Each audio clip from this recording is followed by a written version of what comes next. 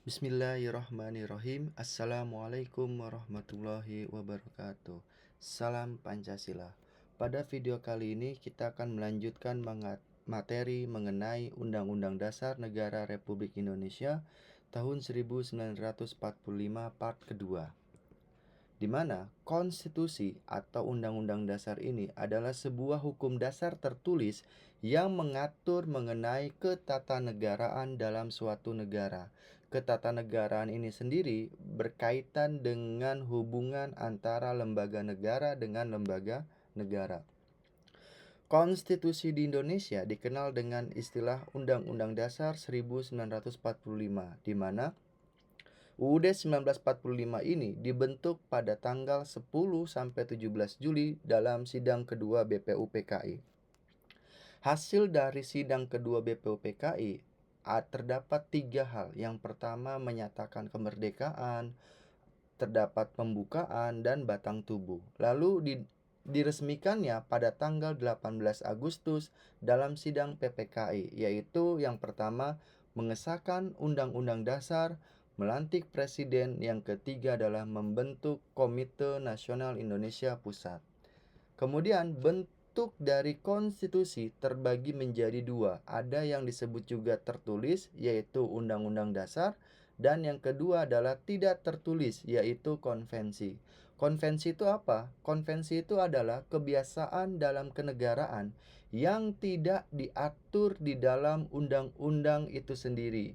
Saya ulangi, kebiasaan di dalam kenegaraan yang tidak diatur atau yang tidak ada aturannya di dalam undang-undang. Contohnya adalah pidato presiden, kemudian penyambutan presiden dan tamu negara, itu tidak diatur di dalam undang-undang, tetapi sering sekali dilaksanakan di dalam kegiatan proses kenegaraan itu sendiri. Lalu, apa sih tujuan adanya sebuah konstitusi dalam sebuah negara? Yang pertama adalah membatasi kekuasaan pemerintah. Lalu yang kedua adalah mengatur hubungan antara lembaga negara dengan warga negara. Dan yang ketiga adalah mengatur hubungan antara lembaga negara dengan lembaga negara. Dan yang keempat, dijadikan sebagai identitas dari suatu negara. Mungkin materi pada sebelumnya saya sudah menyampaikan mengenai identitas itu sendiri. Sifat dari konstitusi terbagi menjadi 2. Ada yang bersifat rigid atau kaku, artinya undang-undang dasar itu tidak bisa diubah oleh siapapun dan kapanpun.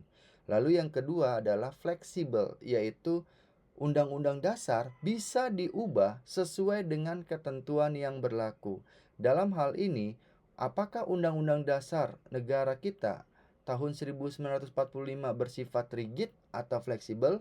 Jawabannya adalah bersifat kedua-duanya, yaitu UUD 1945 bersifat rigid maupun bersifat fleksibel. Nah, ini tentunya ada sebuah kesepakatan dasar yang tidak boleh diubah. Yang pertama adalah tidak boleh mengubah pembukaan. Itu yang pertama. Yang kedua, tidak boleh mengubah bentuk negara.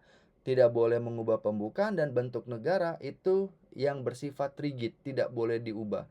Lalu yang ketiga, mempertegas sistem presidensil.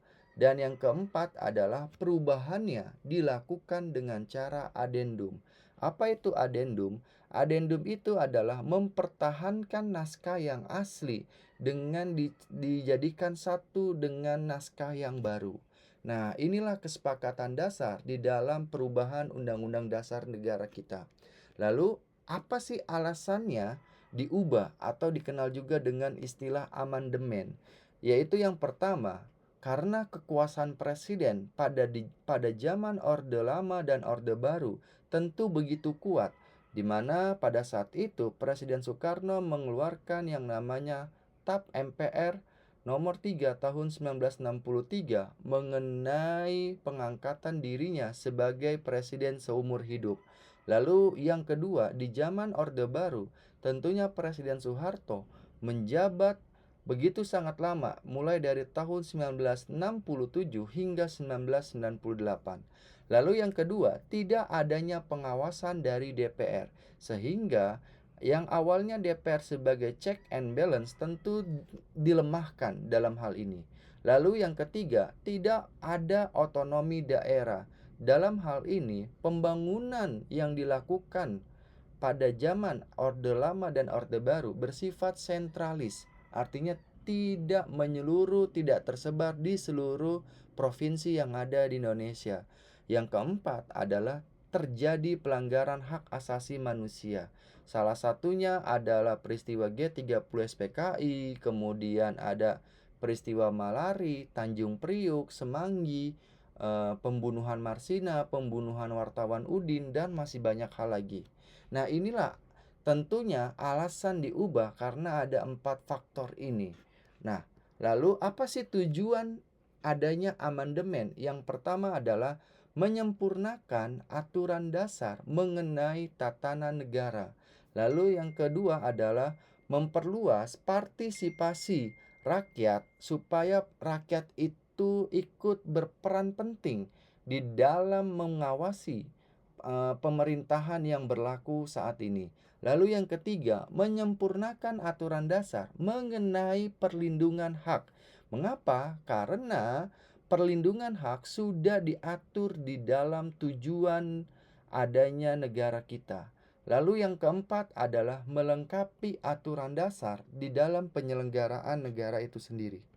Nah, bagaimana tata cara perubahan Undang-Undang Dasar? Tentunya sudah dijelaskan di dalam pasal 37, yaitu ayat satunya diajukan sepertiga dari jumlah anggota MPR. Nah, kemudian yang kedua, diajukan secara tertulis dan disertakan alasannya. Pasal berapa yang harus diubah? Kenapa? Kenapa pasal tersebut diubah? Lalu yang ketiga adalah pasal 3, dihadiri sekurang-kurangnya 2/3 dari jumlah anggota MPR. Lalu yang keempat adalah di dalam pasal 4 diputuskan 50% plus 1 dari jumlah anggota yang hadir. Lalu di dalam pasal 5 tentunya sudah dikatakan bahwa berkaitan dengan bentuk negara itu tidak boleh dilakukan perubahan. Nah, inilah alasan atau tata cara perubahan Undang-Undang Dasar 1945. Makanya tadi saya sampaikan bahwa Undang-Undang Dasar kita ini bersifat rigid maupun bersifat fleksibel, di mana bisa diubah sesuai dengan ketentuan yang berlaku. Nah, inilah ketentuan yang saya maksud. Kemudian, apa perbedaannya Undang-Undang 1945 sebelum diamandemen maupun setelah diamandemen? Tentunya bagiannya akan berbeda. Sebelum diamandemen terdiri dari pembukaan, batang tubuh, dan penjelasan. Di dalam batang tubuh terdapat dari bab, pasal, ayat, aturan peralihan, dan aturan tambahan. Lalu setelah diamandemen hanya terbagi menjadi 2, pembukaan dan pasal-pasal, yang mana terdiri dari bab, pasal, ayat, aturan peralihan, dan aturan tambahan. Nah, inilah perbedaan sebelum dan setelah diamandemen. Tentunya amandemen konstitusi negara kita sudah dilakukan sebanyak 4 kali, mulai dari tahun 1999 hingga tahun 2002. Selanjutnya, apa sih fungsi dari konstitusi? Yang pertama, dijadikan sebagai hukum dasar, hukum yang mengatur antara lembaga negara dengan lembaga negara. Lalu yang kedua, dijadikan sebagai alat kontrol untuk mengecek apakah norma hukum lainnya tidak bertentangan dengan undang-undang dasar. Nah, jadi undang-undang dasar itu dijadikan hukum positif yang paling tertinggi.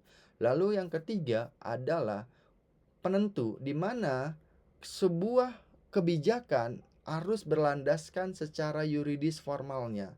Lalu yang keempat adalah ketertiban, di mana fungsi konstitusi saat ini untuk mengatur pergaulan masyarakat Indonesia.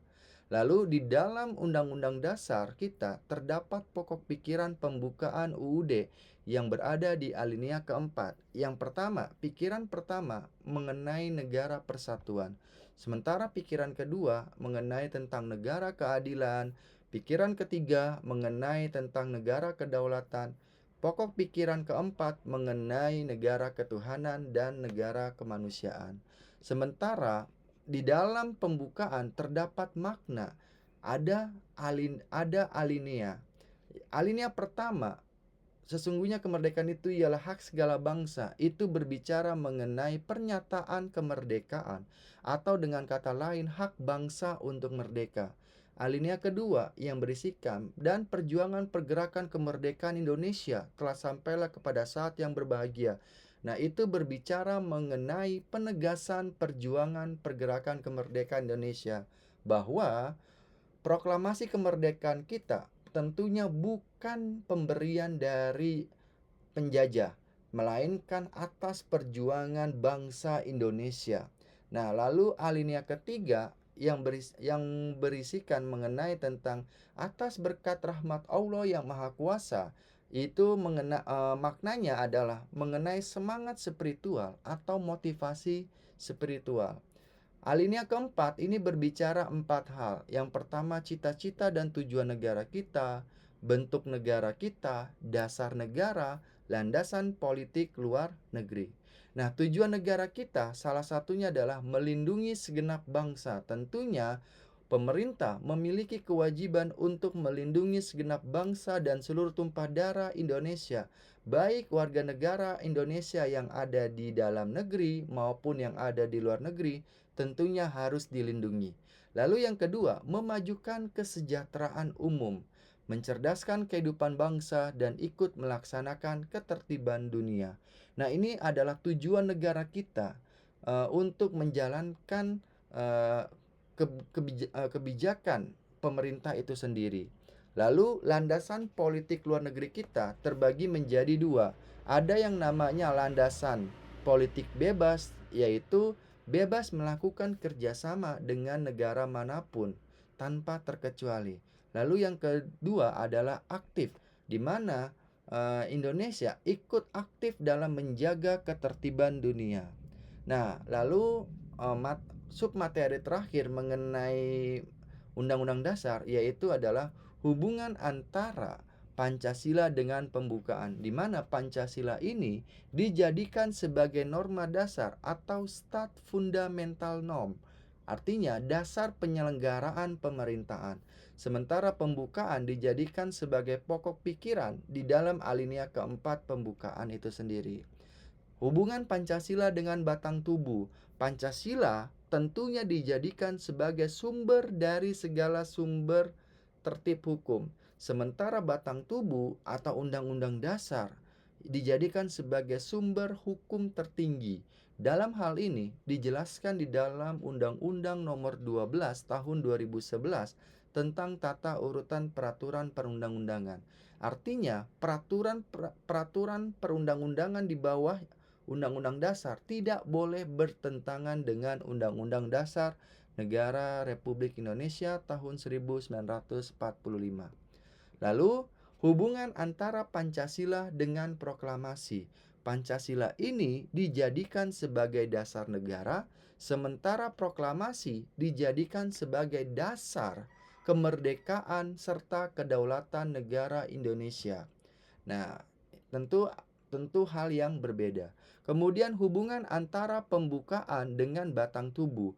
Pembukaan ini menyatakan sebagai pernyataan kemerdekaan terperinci, sementara batang tubuh ini menjelaskan dari makna serta pokok pikiran yang dijabarkan di dalam pasal-pasal yang ada di dalam Undang-Undang Dasar negara kita itu sendiri.